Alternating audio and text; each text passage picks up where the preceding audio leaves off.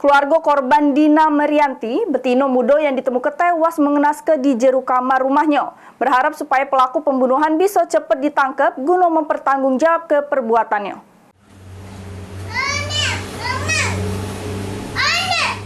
Ditemui tim PAL TV di rumahnya di Desa Sukamerindu, Kecamatan Semidang Aji, Ogan Komering Ulu, Darmawan wong tua gadis muda bernama Dina Merianti yang tewas mengenaskan mencerita ke anak sulung dari 3 beradik itu seorang pribadi yang pendiam serta tak banyak ulah.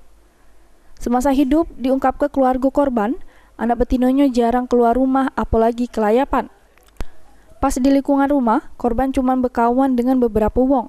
Namun wong tua korban tak nyangko aman korban punya kekasih serta kawan dekat. Sebenarnya gini, nggak ada kejadian kemana-mana di rumah ini lah. Memang anak ini pendiam, kawannya juga tidak banyak, tertentu lah kawannya. Untuk ini keluar ini dusun, kalau ini tidak perlu, tidak keluar. Istilahnya ada kepentingan di baru keluar ke dusun.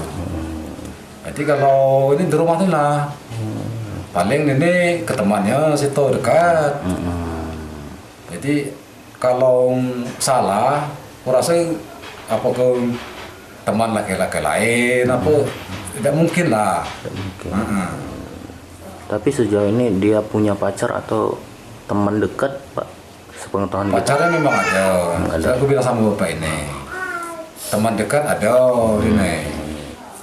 Nah itulah. Ini keluarga korban masih jeru berkabung, tiap malamnya ngadu keyasinan bersama warga. Keluarga korban berharap pelaku pembunuhan keji yang terjadi pada 8 Februari kemarin bisa terungkap. Ari Pranika, PAL TV.